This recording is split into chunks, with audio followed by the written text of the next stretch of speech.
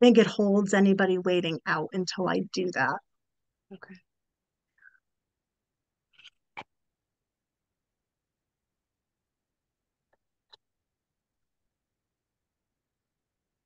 Uh-huh.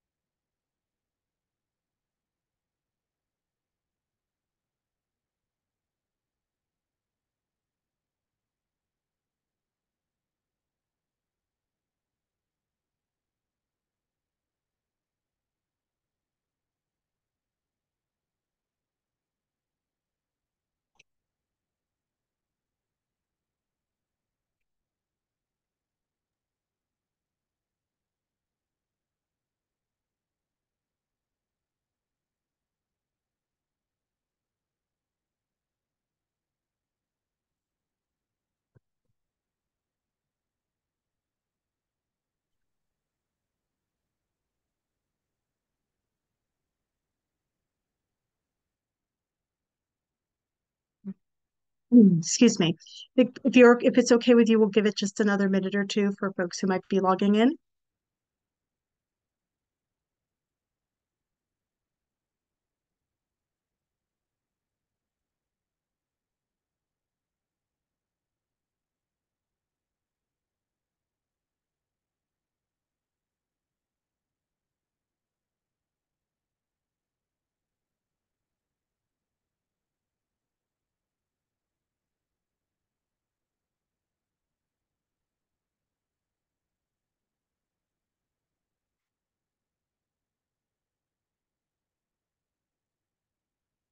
Hello, folks just coming in. We're going to give it just a few more minutes for anybody who's still logging in.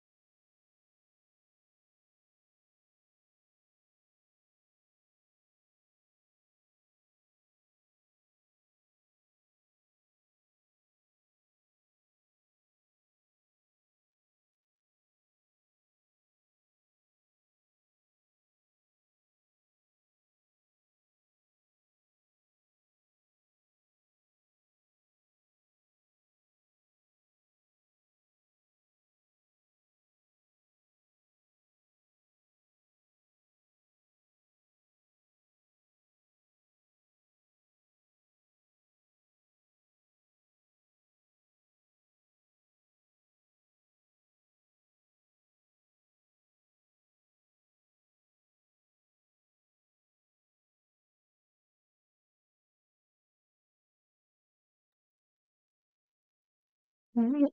I have about five after. I think we can go ahead and get started and we'll just watch for anybody else coming in. Okay.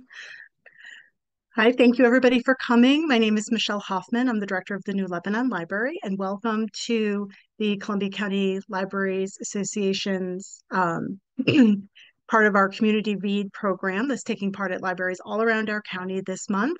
And the book, The Boy Who Harnessed the Wind, I apologize, it's backwards. I forgot to flip my camera. And with us this evening, we have the illustrator of the picture book. Liz Zunon is here, and she's going to talk a little bit about her work on the book and her process in creating the art that goes into the books that she illustrates. And we're going to hold questions until her presentation is over, but feel free to drop your questions in the chat or the Q&A while we're going, and we'll get to them all at the end of her presentation. And welcome, Liz. All right. Thank you so much for having me. I'm going to share a little bit about my process, what inspired me, and sort of what I think about when I'm illustrating picture book biographies, which I'm really feel very lucky to be able to do. I'm going to go ahead and share my screen.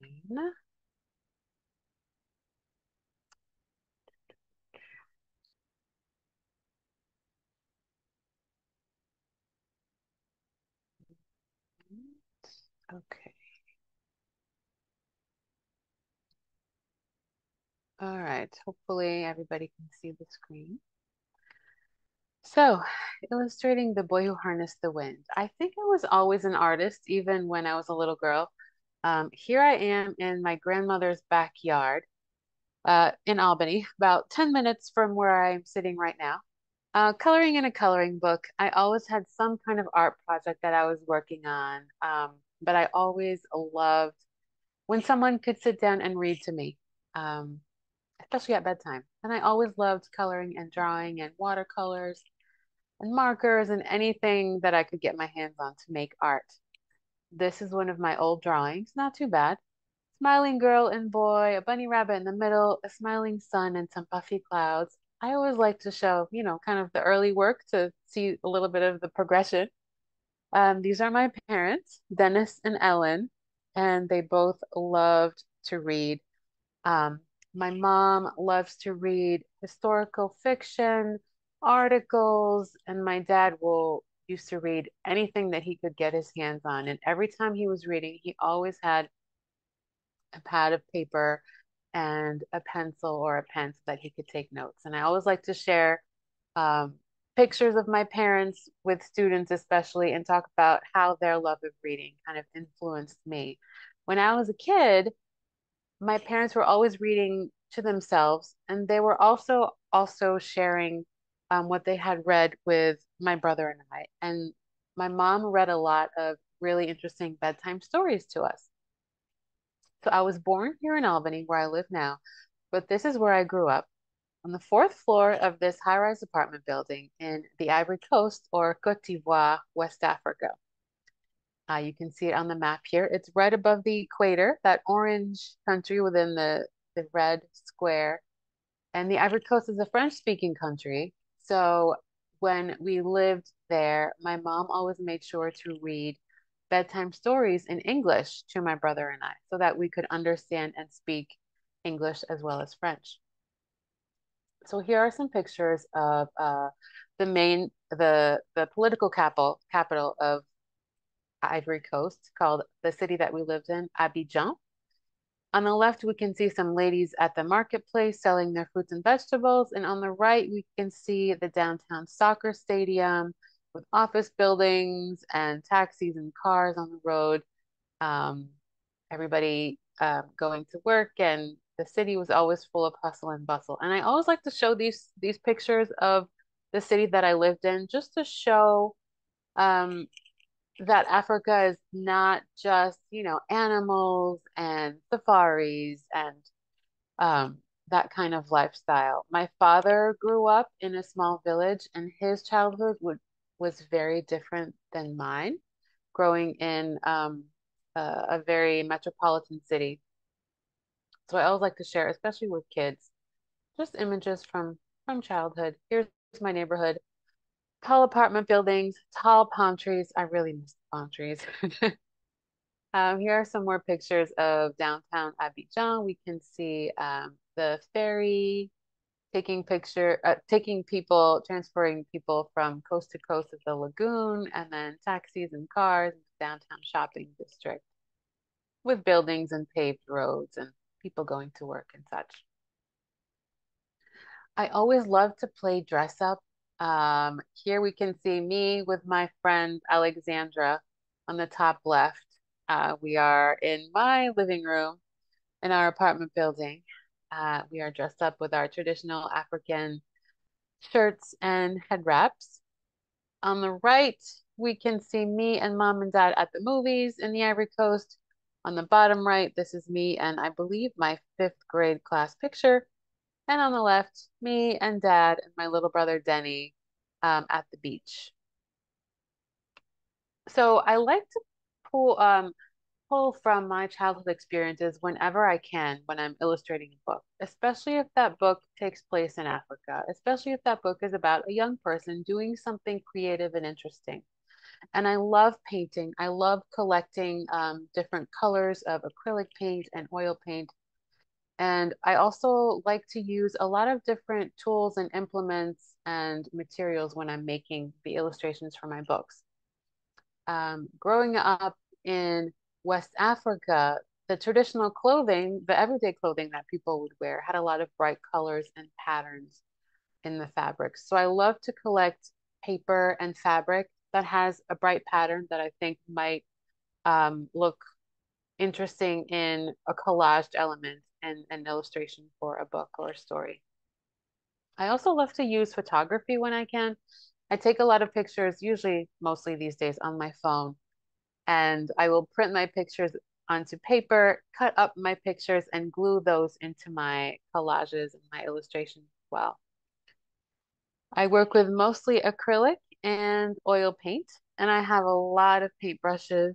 Um, I love the tactile element of mixing paint on the palette and picking up the perfect paintbrush and the sound that that paintbrush makes as it's picking up the paint from the palette and laying it down on the paper that I'm painting.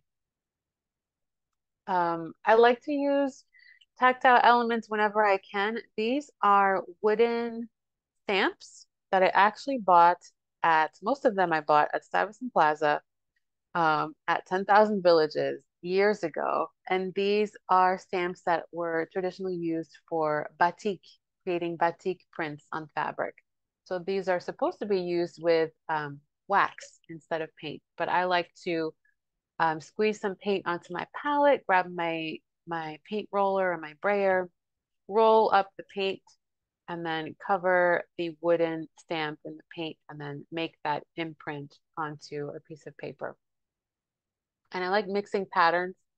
So here we can see this imprint of the lotus flower onto a paper that I have purchased that already has a polka dot blue and green pattern on it. So the tools and materials that I use, my brushes, pens and pencils, paper, scissors, paint, fabric, ribbon, canvas, stamps, and my camera, really my phone camera to be more realistic. The most important tools that I have at my disposal, no matter what kind of art materials that I have, are my eyes, my hands, and my imagination. And if I can use my eyes, my hands, and my imagination all together, I can pretty much create anything that my heart desires. So let's get into the illustrating of The Boy Who Harnessed the Wind, written by William Kamkwamba and Brian Mueller. This was the third book that I illustrated, and the second book about a real person. So William Kamkwamba lives in, or he used to live in Malawi, all the way on the eastern side of the continent of Africa.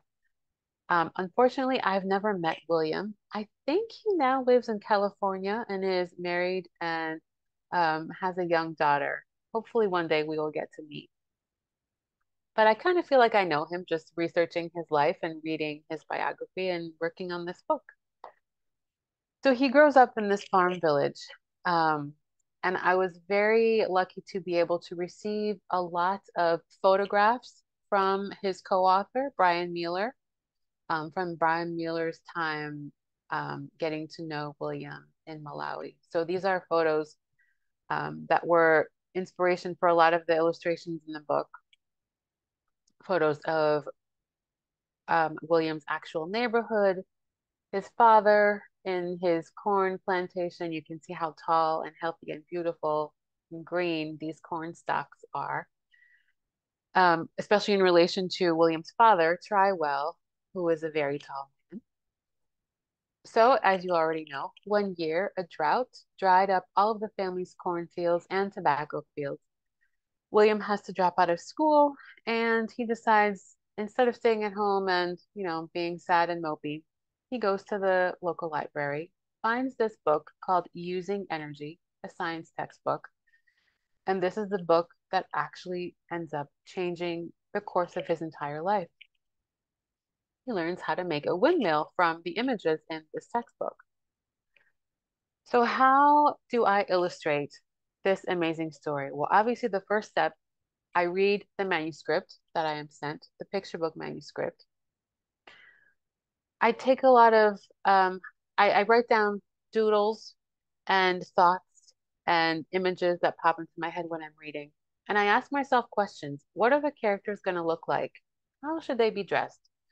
What are the most important scenes in the book that I need to understand so that I can illustrate them correctly and realistically? Next step is doodling and drawing. And then I create storyboards. So just as if I were making a film or a TV show or a commercial, I map out the entire book on one sheet of 18 by 24-inch paper. And I draw a little rectangle for each double page or each spread of the book. And I draw basically little stick figures, trying to figure out what am I going to show on each page. If I show a zoomed in shot in the beginning, for example, I want to make sure that the next page has a different perspective. Maybe it's zoomed out, maybe it's a view from above, a view from below, a close in on hands, or a view from behind. So making a storyboard really helps me map out the entire book, see the book at one glance, and help me understand the story visually in little nuggets, and help me figure out if I'm repeating myself in the illustrations. I don't want to show too many close-ups or too many portraits, for example. So I like to create a couple of different storyboards until I settle on what I'm actually going to be depicting on each and every page or spread of the book. The next step is research. I've never been to Malawi. As I said, I've never met William. I've never built a windmill. So the first piece of research that I did was to read his autobiography, the full-length adult level novel. And then I do a bunch of research.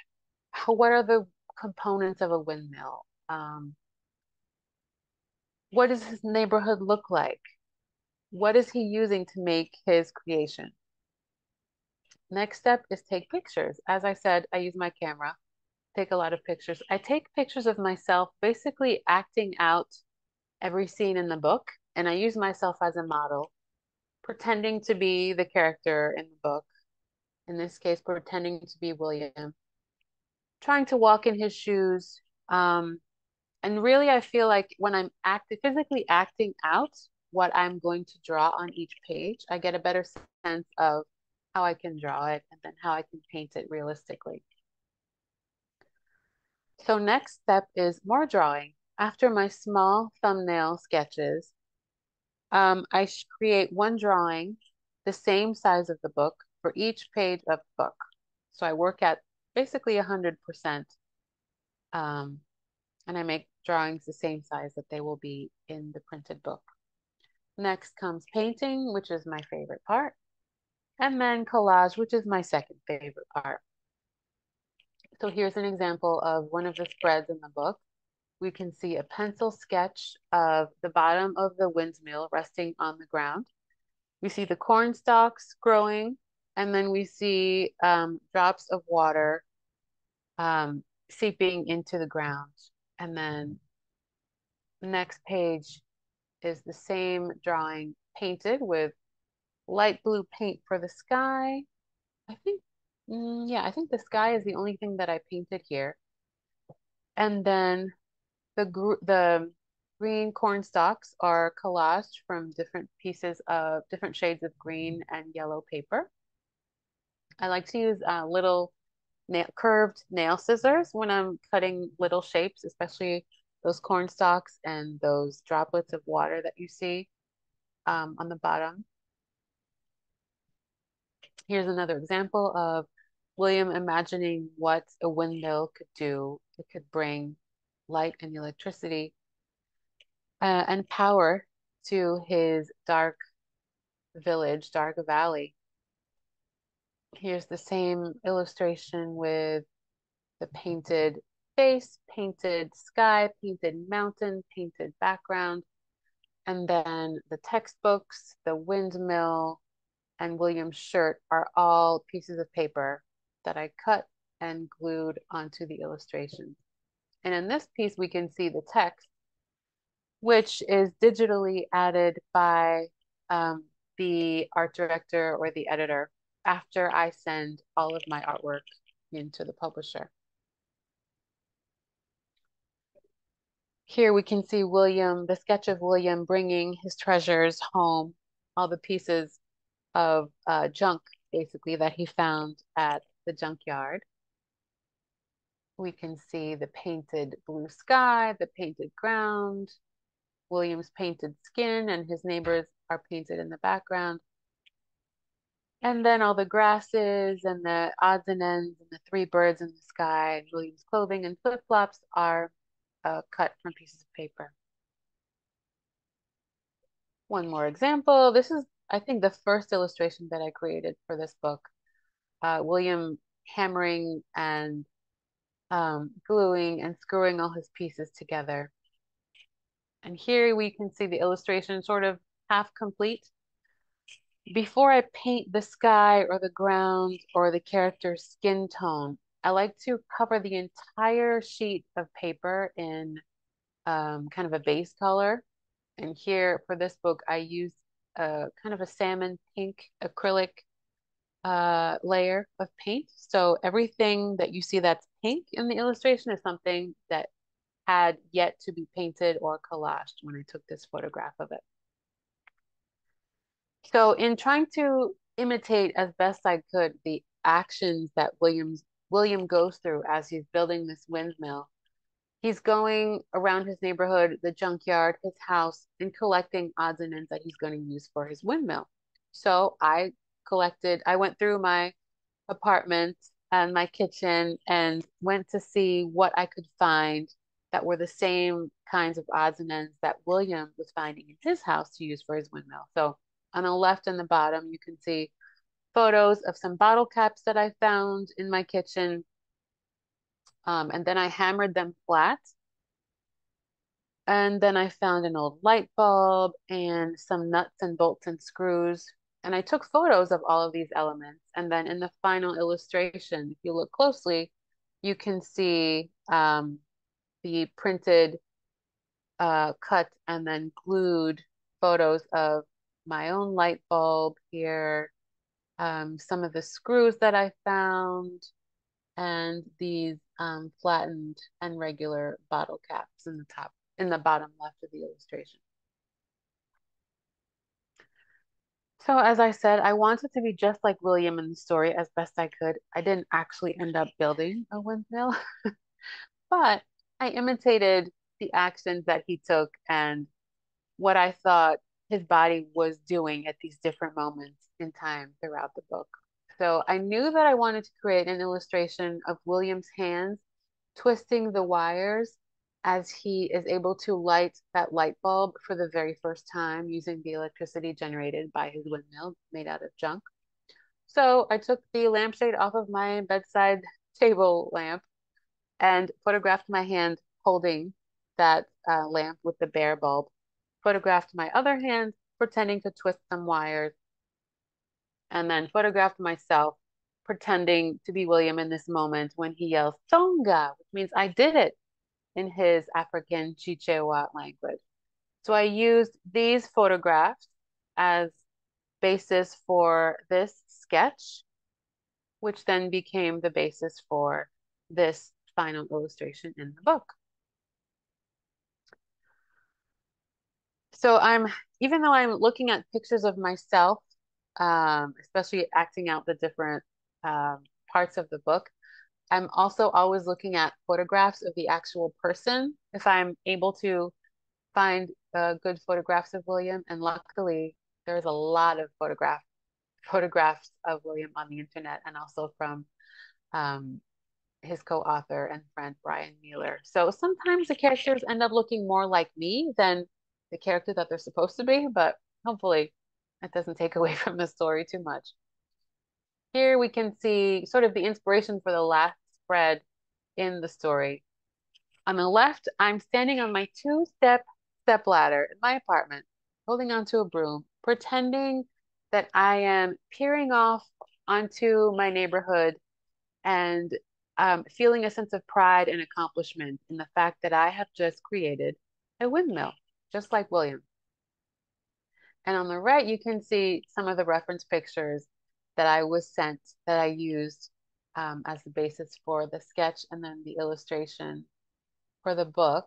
You can see William's neighborhood with one of the windmills that he built out of wood and plastic and metal and an old bicycle tire. And William, I believe, if I remember correctly, has 6 sisters. So I wanted to make sure that each sister and each family member, his dad, his mom, and his cousins, could recognize themselves when I painted them in the illustrations. So I have a lot of fun looking at people's photographs and trying to draw what they look like in the sketch and then paint what they look like in the mixed media illustration. So here we can see some of the pictures of William's actual windmills. I believe the picture in the middle is the very first one that he built. And then he went on to build another one, which was taller and generated more power, more electricity. But I find it amazing that well, he wasn't a little kid, 14-year-old was able to build these things that could change his life, change his family's life, change his village's life. Um, so he was really, really, I think, an iconic figure um, in my own life, in my own artistic practice. I hope I get to meet him one day. And every time I see a windmill, I always think of William. Every September, my family and I go to vacation in Rhode Island, and there are a lot of windmills in Rhode Island, especially on the way, driving through Massachusetts and around Providence area. And every time I see a windmill, I just picture William. I picture William. I picture William. And every time I create illustrations for a book, even though I've often never met the subject of the book, I feel like I know them and they are impacting my life. So to get back to the logistics of illustrating the book, after I create all of the interior illustrations, I then move on to the cover. Hopefully the cover is the very last thing I do.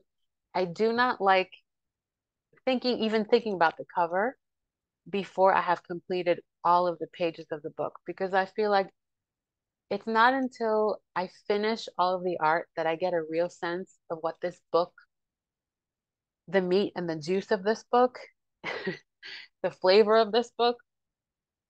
And so if I've absorbed all of the flavors of the book, then I can figure out what is the best recipe to create the image that will go on the cover that will hopefully grab potential reader. So just like the interior pages of the book, I start with a pencil sketch.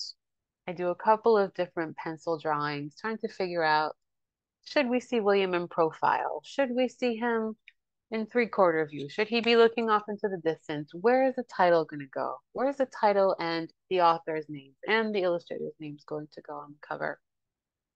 Should we just see his face and shoulders? Should we see his entire body? Should he be moving? Should he be sitting?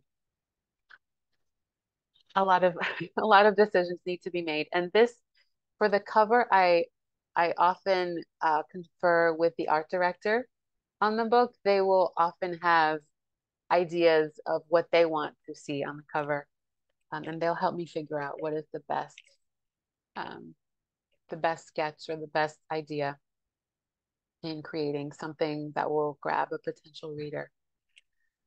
So here we can see on the left the sketch that we settled on, myself and the art director, and on the right is the final cover of the book. And luckily for me, I don't think I ended up having to create a new piece of art for this cover. I believe this cover is basically photoshopped with one of the interior spreads where, one of the spreads that I showed earlier, where William is imagining what a windmill could do for his life. He actually has his eyes closed in that illustration. And I think I only ended up having to paint eyes that were open instead of repainting his portrait, since the art director was happy with how his portrait looked on that particular interior page. So the art director photoshopped the eyeballs that I painted to show that William's eyes are open in this particular scene. And then also they photoshopped the dark blue kind of swirly wind tendrils from interior pages of the book, and also the background, I think, is from interior. So it's always kind of a relief when I don't have to create something new because I'm tired, exhausted from painting 16 to 18 paintings for a book. There are times where I do have to create an entirely new piece of art for the book though.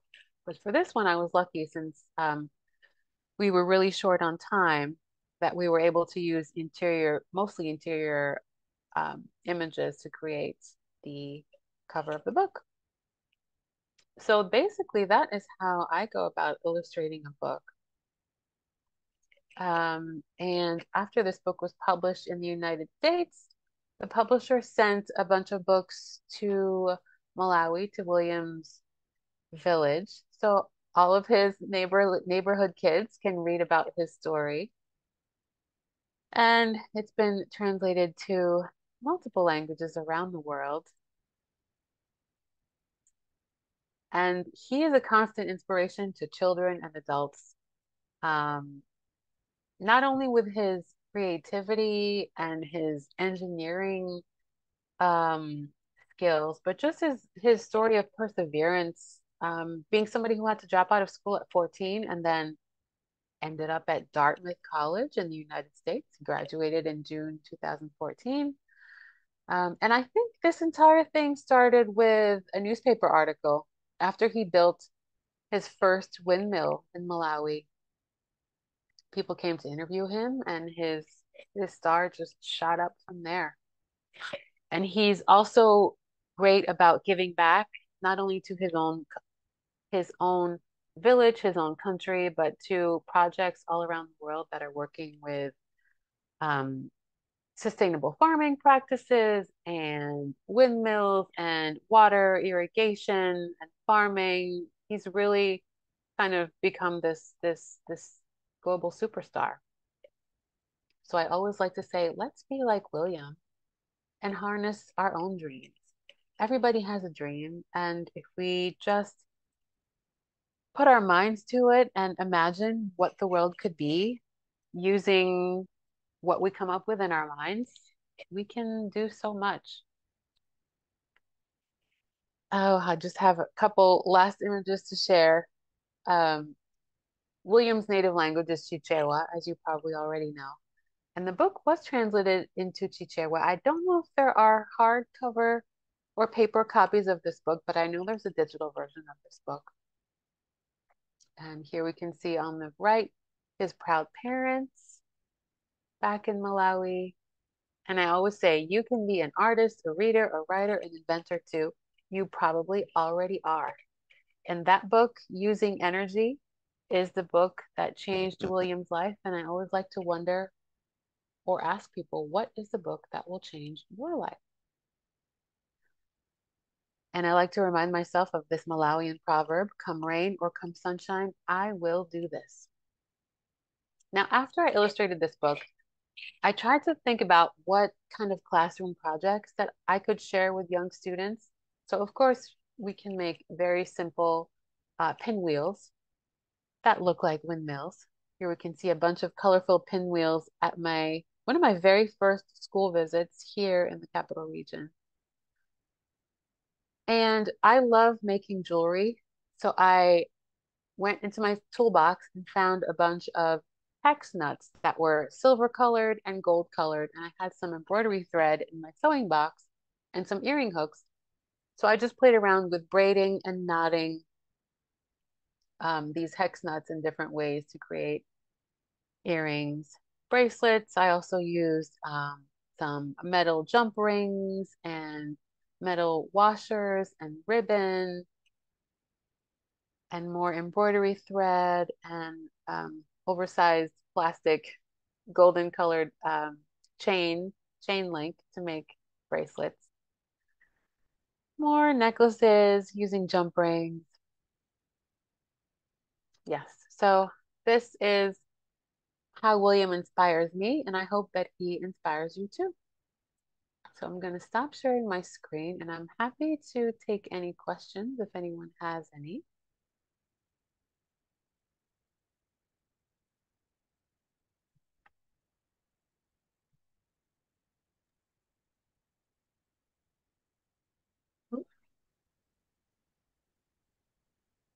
Thank you so much, Liz. I'm going to keep an eye on the chat and the Q&A for a minute and see if anybody Sure.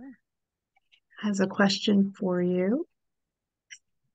And in the meantime, I'll say I really appreciate how you mentioned your parents like really modeling reading for you as a child and the doodling that you Mhm. do. Like I mean, we talk about if you want to be a writer, you write. I mean, and it sounds like maybe it's the same working as an artist. Like the more you do it as a Yeah, kid, you kind of build definitely. that skill.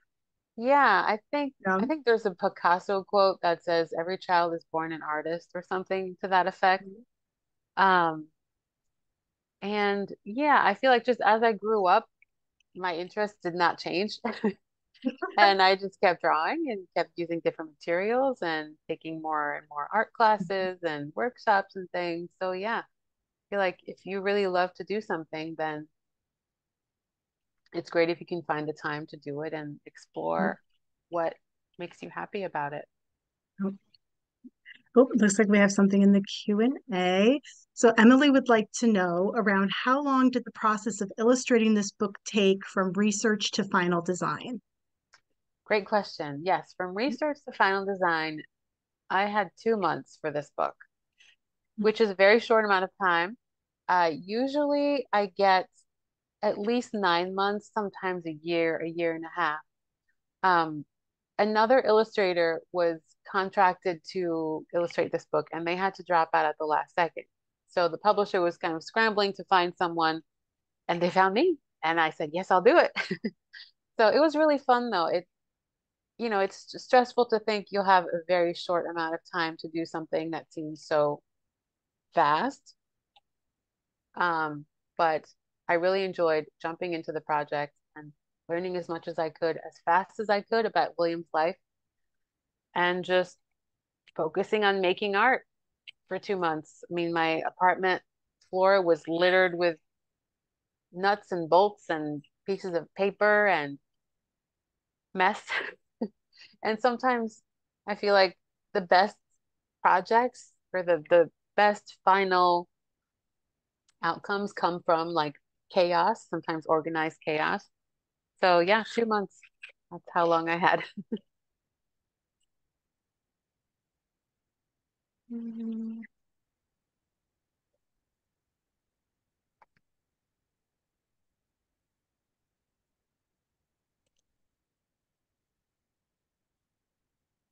just a moment if anybody else has anything else they'd like to ask. And I will ask a little bit about the kind of multi-sensory way that you talk about how you make art. You talked about the sound of the paint when you're scraping it from the palette and the feel of the brushes in your hands. Like, can you just talk a little bit about like that whole that it the all of the senses that are involved when you're working on creating these pieces of art?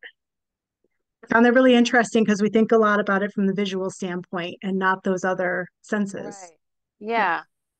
Yeah. Um, well, let's see. I obviously if I'm illustrating a book, what I am presenting to the reader is a final product printed on paper and cardboard. And that is what the viewer or the reader will see. But I fall in love with a story or a project by touching and feeling and doing. So I get so excited when I can go to the art supply store and like buy a new paintbrush and think about, okay, what are the highlights and the shadows on the skin going to look like if I use this particular paintbrush instead of this particular paintbrush? And I always like to buy like one new paint color at the beginning of every book illustration process because it just helps me to get excited about it and not only think of it as a final product, but as a process that I'm embarking onto using all of my most of my senses. As you said, I don't eat the paint, I don't taste the paint, I don't, wet the paintbrushes in my mouth. Um, but I often think about it at creating art as cooking or baking, gathering all these ingredients, and all these ingredients are special in their own way. But then when you combine them together, you create something that is unique and hopefully tastes good. Great. Thank you. All right, let's double check one more time. I don't see, no, I don't see any more questions. All right. Well, Liz, thank you so much for joining us this evening. Yes, my pleasure. Thank you for having me. Of course, and thank you everybody for tuning in. And check your local library's websites. There's more community read programming to come. This was our very special kickoff to a month-long look into the book. And I hope you all have a good evening. All right. Thank you so much. Bye bye. Thanks. Oh, hold on. Oh, just one last comment for you before we go. One of the folks leaving the room said they enjoyed it immensely. Oh, thank you. Thank you very Yes. much. Thanks for joining us.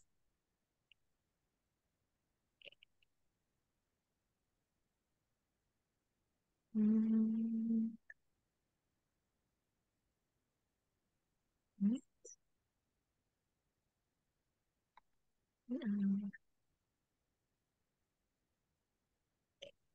all right, I think we are good. I'm going to go ahead and close out, Liz. But again, thank you so much. We really appreciate it. And Theo will take a look at the video and we'll share it out for folks who couldn't make it this evening. All right. Sounds good. Thank you Yeah. so much. All right, nice to meet you virtually. You too. Take care. Take care. Bye bye. Bye bye.